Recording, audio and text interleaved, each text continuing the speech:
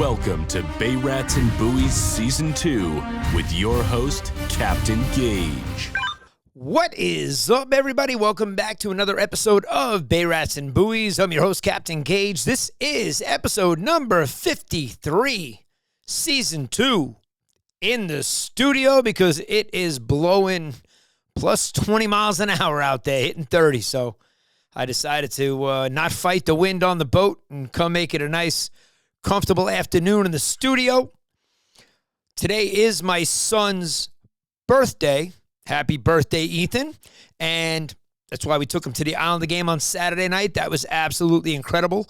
Horvat gave my daughter a puck during warm-ups. Took him to go see the Capitals, go see Ovechkin out there. That was awesome. And great game. We got to see the Matthew Schaefer goal. And we had an epic time. So, because it's his birthday, I am going to do the raffle next week. So we get to blame my son. So it's his fault. Anyway, we're going to extend the raffle, we should say. So instead of going live today, I won't have time to do all of that. I am going to do live next week. Hopefully I can get it done on Thursday. If I don't, I will go live for the podcast on Friday. I may switch during October. I may switch the Thursday 6 p.m. deadline of the podcast going out and being released. I may switch it to Fridays just because it is busy this time of the year, especially with what just happened with the storm. I mean, we put out a public service announcement last week sponsored by Volpe Marine and Bay Rats and Buoys on Facebook. It got over 6,000 views and basically, you know, just giving everybody a heads up. Hey, we got a tropical storm coming. The wind's out of the north. When that happens, people in our area, some of the boats take a beating. Lines are going to get chafed. Boats are going to break off. They're going to run aground. Hopefully nobody sinks. But unfortunately, I can tell you this. There were lots of boats on the beaches, and boats sunk. In fact, Robo Hagen's on Facebook. Love you, bro. He put up a video today of a boat that he was videotaping it drifting away. It was it set adrift on Memory Bliss. And I just saw a quick clip of it. So, you know, there's a lot of great stuff happening. Not when people's boats are sinking. Not when people's boats are running aground. Hey, listen, some are lucky. Some people, their boats run aground and get zero damage to them. And, you know, that happens often enough because we do have a muddy and sandy bottom in most of the North Shore. And we also have a rocky area, which is why, if I looked it up, I'm going to go on memory. This was called, the Long Island Sound had a nickname of like Hell's Passage back in like the 1600s. You know, it was just where boats just got destroyed coming through the North Shore and through the Long Island Sound, I should say, because that's southern Connecticut. We're on the North Shore for Long Island. And when those storms come in, you know, a northeast wind, believe it or not, it doesn't affect Corey. He's out on a mooring in Northport Bay. A northeast wind doesn't affect him because he's protected because he's close to the beach and the water doesn't get enough time to ramp up. But where you're in an area where the water gets enough, you know, to ramp up, forget about it. Yeah, it's very dangerous. So, lots of boats are aground. I'll show you some pictures here. I'll show you a picture of me in the water. I actually had to put my waders on and get in the water, which I love to do. You know that. I'm salty, so I love, my wife is like, it was cold. And I'm like, nah, it's, you got waders on. You really don't get, it's not like you get wet. Anyway, it was blowing today, and I said, you know what, no reason. I cleaned up the office down there, straightened things up, and I said, I'm going to head to the studio and get the podcast done, get it up before 6 o'clock, because I know people are expecting me to go live and do the raffle, which we're going to extend the raffle until next week. It'll just give more people more time to enter. We did have a great amount of entries, and most of you guys really paid attention and did exactly what we asked. You wrote the words congrats, and you wrote hashtag Bayrats Year 1. And that was it.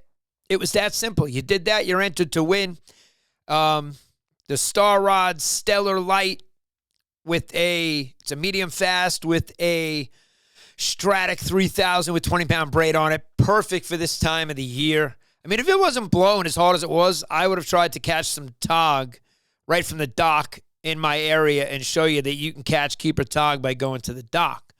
Now that I brought up the word tog, and we'll mention blackfish. Right now, the bite is red hot on Asian crabs. They are taking those Asians faster than they're taking the greens. So, and man, I've seen some crazy shit in the last couple of weeks.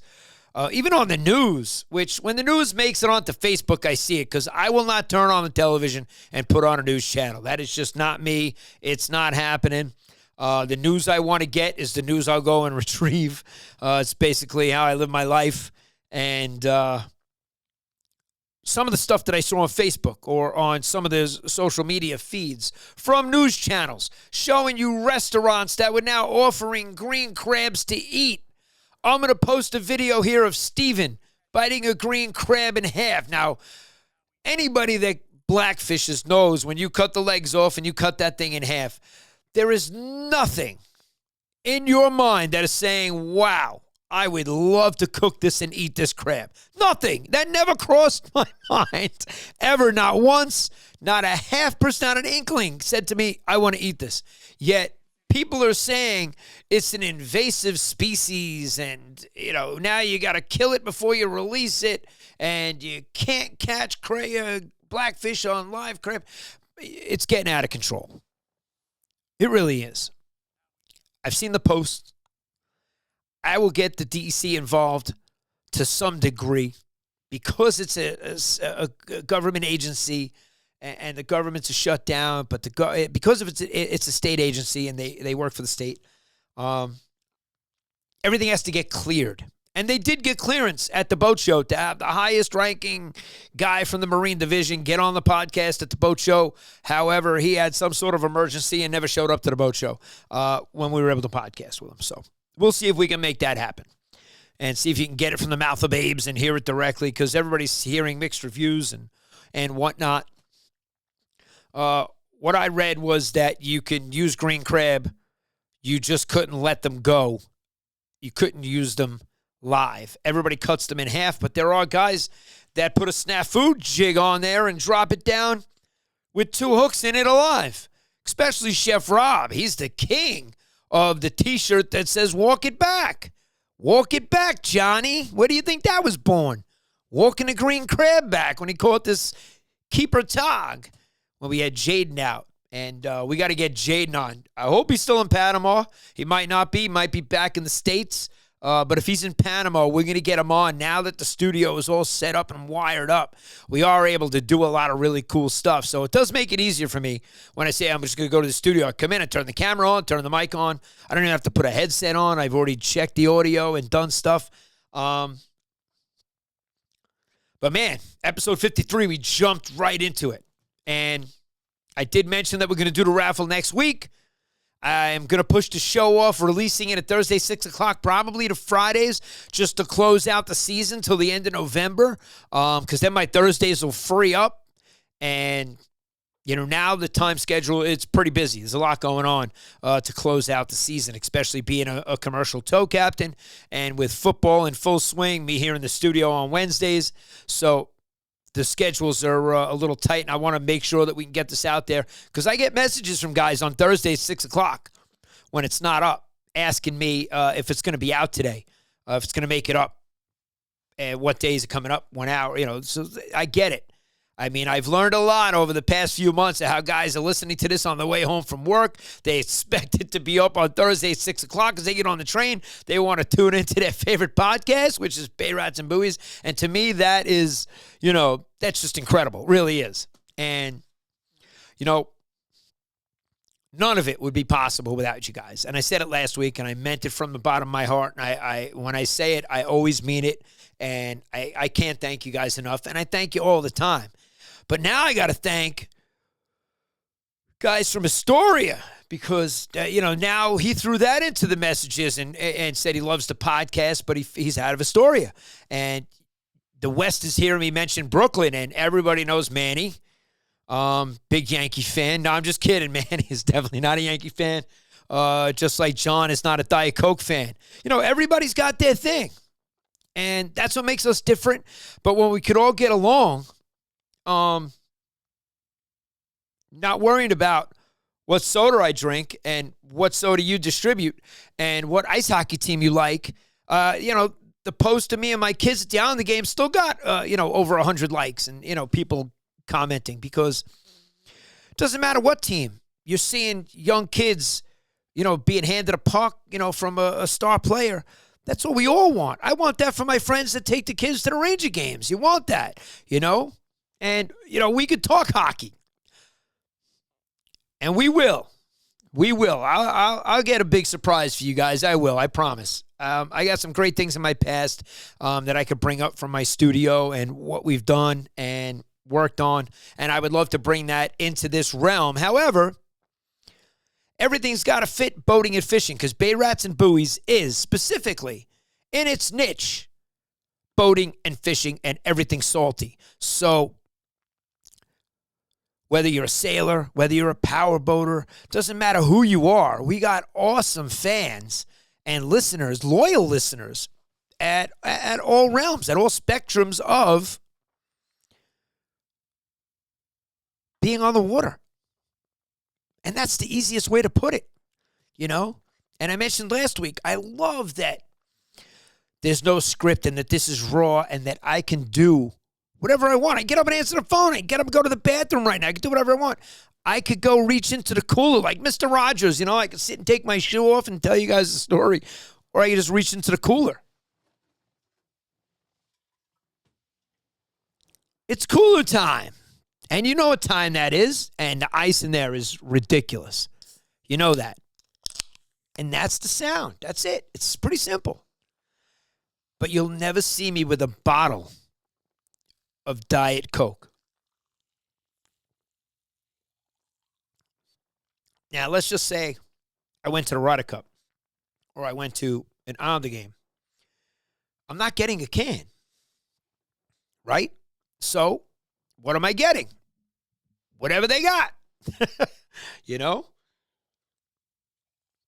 So there you have it, guys. Last week, I cannot believe that podcast went for an hour and 45 minutes.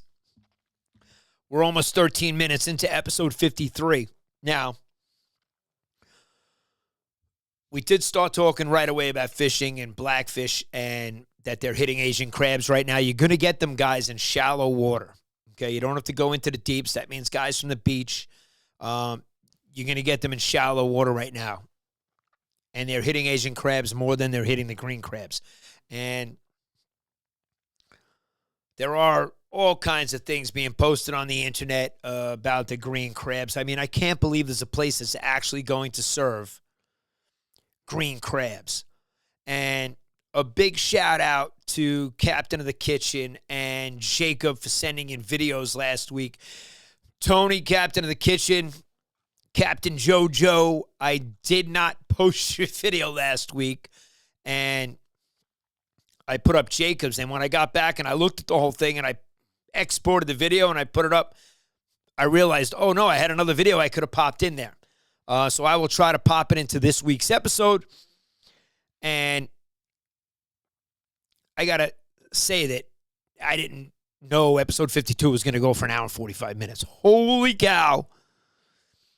But I gave you guys a little piece of the real Gaige, so you got to hear a little bit about some of the things I've done in my past and some of the things that led me to here,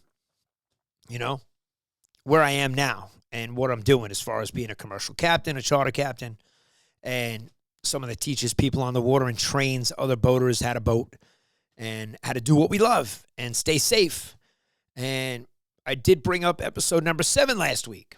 So in episode number 7, this is the time of the year, finally, the water temperature is going to drop. Geez, I feel like I haven't been on a bass since July.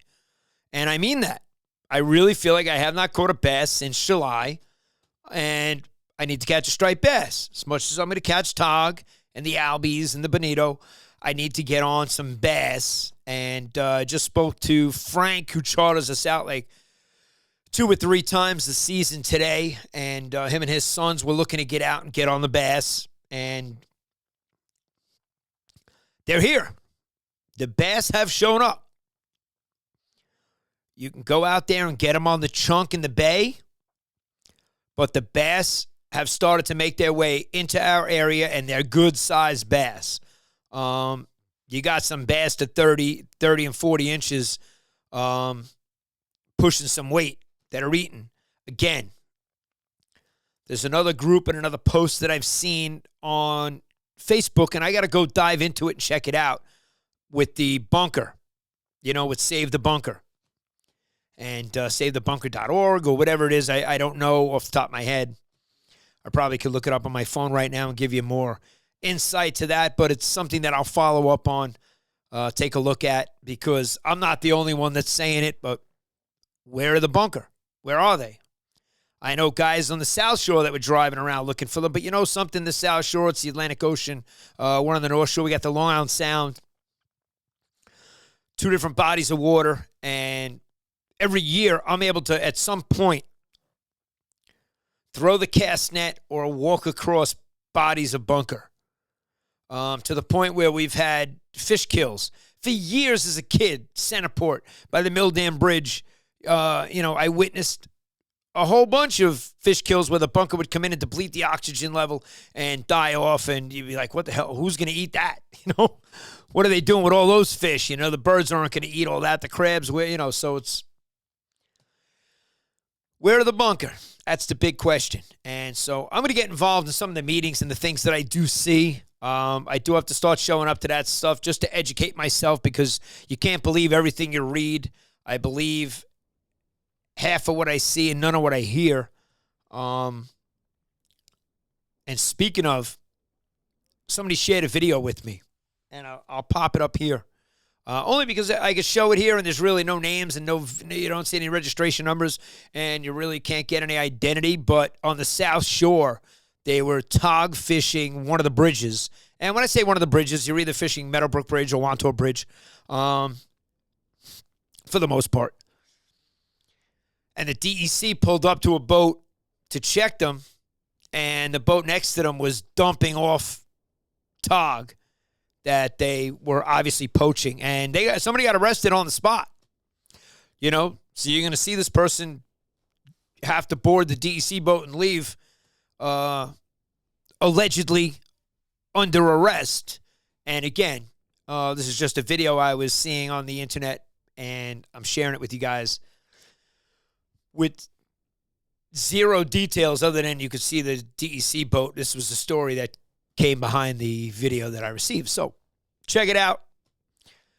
But you don't want to get caught poaching out there, guys. It really isn't worth it. I mean, you can go to J&M Seafood and buy whatever fish you're looking to get. I can't wait for the grand opening. It's going to happen soon enough. He did put up an opening soon post on social media, so J&M Seafood will be opening in East Setauket. I still can't believe that he saw me trailering my boat back from Port Jefferson Harbor on 25A in East Setauket, that he actually saw me, my boat, and my truck. I mean, what are the chances? And now that we said that to each other, his answer was pretty good. He's obviously right. The chances were pretty good. But when I left my area in Huntington and went to go do it, I would not have guessed that anybody that I know was going to see me and my boat. That's just, the fact that he was the sponsor of the Bay Rats and Buoys first annual Striped Bass Invitational is even crazier. So that's how me and Matt met. And that's also thanks to Jacob. But Jacob, hey, thanks for cheering in the video and shucking a clam. There was nothing saltier than that. Like I told everybody, you were definitely the saltiest guest that we've had on. And in comparison to Corey, a.k.a. the Tuna Junkie, who is out of the country right now, and Chef Rob, who wrestles alligators to catch freshwater fish. I mean, you guys are absolutely, all of you are salty and awesome, but Jacob takes the salt trophy on the guests that we've had on the show. And speaking of guests on the show, we just confirmed that we will be at in the gymnasium at the Ward Melville show. So thank you, Bob Wilson. Very excited to be back there this year. It's going to be an awesome show. And it's a Saturday and a Sunday show. So the show has grown. And we're excited about that and he's working out the timing and what are the time factors going to be for Saturday and Sunday. And as we get closer to that, I mean, that's in March, guys. So we're 5 months out, for a show. We're 3 months out for the boat show at the Javits Center. And I mean, I can't believe I'm staring down the barrel, looking down a month left, a little over a month, maybe 5 weeks if I stay in until the end. I want to see what this bass bite does because I know every year around what time I'm going to get out there and it's going to be all dinks, all small schoolies, and the hundreds of birds will be everywhere and the seals will be in the water and the bass are all tiny ones, schoolies, and we know it's going to shut down. That's it. It's over on the North Shore. All good things must come to an end. Do I shoot over to Fire Island Inlet, launch my boat? I have a trailer. I have access to get slips in other areas. Do I do that? I'm open. I usually jump on the Laura Lee and hit that area and have some fun on the South Shore because the bite continues on the South Shore for the striped bass. And looks like we're having a good start to the fall run. They did make their way. The bass did make their way into our area. So you guys that are going to get out, I mean, Saturday looks like it's going to be epic weather. I mean, single-digit wind out of the west. Are you kidding me? You guys remember what that was like? I don't, but I just can't wait to hook back into some nice stripers. I really can't. Very excited about that. So, this is episode 53 in season 2. We did celebrate our 1-year anniversary last week, and we told everybody that we were going to have a raffle go live on the internet today at 6 o'clock. However, due to scheduling conflicts and it being my son's birthday, physically today is his birthday, I'm going to move the raffle to next Friday at 6 o'clock. All right, I'm going to go live. And it's easier for me to do on Fridays because Friday is my day off, okay? So usually I'm out early in the morning fishing. I'll come in the afternoon and record somebody else's podcast. And then Friday evening, I can sit down and do my own podcast here next week. However, today's Thursday. It's the 16th. I'm going to get this podcast up and out as soon as it's done because I got to go celebrate my son's birthday. He turns 13 today. You guys see him. He's as salty as you expect him to be. That kid has woken up at 4:30 in the morning to go wait online in the truck with his blanket, his pillow, and his younger sister to have a competition catching rainbow trout at the Connecticut River in the middle of the winter. He's also made many trips to the beaches with me to land sharks that were bigger than him. And I'll tell you, I got an epic video of the rod going off and him getting excited when that shark is taking the drag and running with it, that he runs over right away to man the rod. And I was so proud of him. I really was. It was a proud papa moment, no doubt. And he turns around to the GoPro and he's like, "We on, baby." Like, fish on, And he was like, "We on, baby." And that alone should be a shirt. But the photograph that I have of him on the rod, and this is a telephone pole bent in half. And what's even crazier about this whole scene is his younger sister is on the other rod, and the two of them are doubled up. And I'm just filming everything. I'm letting them scream when this thing gets out of control and they feel like it's going to get pulled out of the rod holder that's banged down into the sand. Now, I'm going to tell you, those rod holders break. I was using PVC pipes that I was banging down far enough into the sand just so that I knew if I didn't get over it to in time. But those metal stakes with the white plastic pipe on the top of it, those rivets, those things were snapping off on big giant sharks. And when I say giant, to me, an 8.5-foot shark is a big shark. 275-pound sand tiger shark on the beach going to grab its tail, and the tail is thicker than my thigh at the thinnest point at the tip. You're dealing with a pretty big fish, and when you grab it, that thing is like Jurassic Park. It just feels so prehistoric. But back to my salty son. He loves being out there. He will outfish you on a floater spoon. He will compete with you on all levels. He is not afraid of a competition. And with that said, that opens up the door for competition. So that word alone is sometimes half the reason I come to the studio. And I'll tell you a little bit about the competition that goes on here. But because I brought up competition, and my son and my daughter, they love to compete at the Connecticut River. Thank God that one day they caught 7 trout apiece because it was a tie. And I was so happy that nobody walked away trash talking the other one because they both fished their hearts out to get the 7. And, I mean, I'm talking midges. I mean, they used everything. They were awesome. And I'm talking fly fishing, hooking up the whole thing all by yourself. And it's not easy. And my daughter made the cover of the Fisherman magazine because of it. So Matt Broderick, you created a monster. Mike Caluso, you guys know what I'm talking about. Tim, you guys created a monster with my daughter, but that competition is real. And we all have a competitive spirit in us. We do. Me, more than most, I am very competitive when it comes to almost anything. I will compete at the highest level. So, 2 things here. And we're going to let you guys, as the fans of Bay Rats and Buoys, chime in. Because I'm going to throw this out there. We have, 5 weeks left of the season. Lots is going on. We just started blackfish season. It just started to happen. The bass are coming our way. We're not going to plan another tournament. However, we are starting a Bay Rats and Buoys fishing club. And I've gotten a great response for it from a lot of the loyal fans and a lot of the listeners that want to be part of the Bay Rats and Buoys fishing club. That's awesome.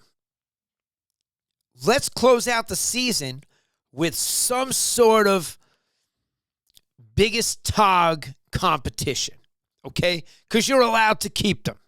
You can have proof. You can weigh them. There's no slot limit. So somebody can actually physically win. We just got to come up with a rule and how and what's going to be photographed with the fish so that we know you're not holding up a tog from 5 years ago or the giant tog that Charles caught in our area off a dock. And we can make this that you don't have to be on a boat. We can get everybody involved in this, you know? Where we don't need an entry fee. Where we can just have a competition for the winner to, have bragging rights. And we're not tagging. And we're actually just competing to get the biggest tog we possibly can. Walk it back, Johnny. Chef Rob, I love you, bro. So that's my thoughts in episode 53. You guys tell me how you feel about it. Are you into it? Do you want to do it? If you do, and I get enough feedback, I'll make it happen. You know I will. I'm a man of my word. Just like I'm excited to do the raffle next week. I just didn't have enough time to get that all in logistics-wise today, but I'll have plenty of time to get it done by next week. Again, blaming my son, my salty son Ethan, who catches more fish than most of you. And I don't say that to be mean to you guys. I'm saying it to give credit to a 13-year-old kid who loves to drive the boat, loves to do everything he can to be part of the atmosphere. And when I take him out there with the adults and the guys on the boat, even with flutter spoons, he really does outfish some really good fishermen. And he's done it multiple times where he's kind of getting that nickname, and I love that. I just love that he's into it. And I love that my daughter is into it too. She is just as salty. So you got to watch out for these kids, these up-and-coming kids. Hopefully he doesn't win the Tog tournament. But let's come up with something. I'll make it happen. I'm assuming you guys are going to want to do it, so I'm going to start working on the details to it now and maybe even next week. Once I see the response to this, I can go ahead and launch it next week, and we'll make it happen. So if you want in and you want to have a Tog competition, let's do it. Let's close out the season like that, have a little fun. But there's one more reason I brought up competition. A challenge came about, the opportunity for the challenge came about last week. And I love the idea of it, John. And whether it's me versus you or we put a team together, however you want to do it, there was a famous game that we played back at all the bar mitzvahs because I was an MC. So I was the guy on the microphone. I started as a dancer. I then got into DJing. And I DJ'd my first teen club at 16 years old, with one milk crate. I had one milk crate of records that I had went and bought at Abracadabra, and I got the opportunity to DJ a teen club in Smithtown. That was where that all sunk in and started. That spawned into me starting my own entertainment company called Kid Can Dance Productions. And I think I told you the story how the name Kid Can Dance came about. I will tell you that story another time because I'm going to continue the Coke and Pepsi story. Because I was an MC at all the bar mitzvahs, one of the most fun games that we played back in the 90s at the parties was Coke and Pepsi. And Rich, the owner of R.C. Dugan's in East Meadow, was a bartender at Buttles. And everybody knows Richie. And to this day, if I make a comment on something on Facebook, one of his videos, and he's always posting awesome videos of him and his kid, he will actually say Coke and Pepsi. Because he witnessed me do Coke and Pepsi on the mic at Buttles. And Pepsi is challenging Diet Coke to some sort of fishing competition where, John, I'd have to go back in and look at the post, where I would either have to wear a Pepsi attire for a week. Was it wear Pepsi and drink Pepsi, and you got to wear Diet Coke and drink Diet Coke for a week? But there's a competition stirring here, and nobody loves that more than me. I am open. I am game. Let's do it. Let's make it official. The Battle of Coke and Pepsi. Do we do it to close out the season? Let's go. We'll come up with it, John. Me and you will hash it out on the internet in front of everybody and have a blast doing it. So I wish you nothing but luck. You're going to need it. And just know, I don't like to lose. So I'm going to do everything I can to win. I won't cheat, but I'm going to do everything I can to win. So we are now in our perfect time frame for a podcast, back to 33 minutes, not an hour and 45. That was absolutely absurd for anniversary episode. But listen, we had a lot to talk about, a lot going on. Where are the bunker? Anybody seeing them?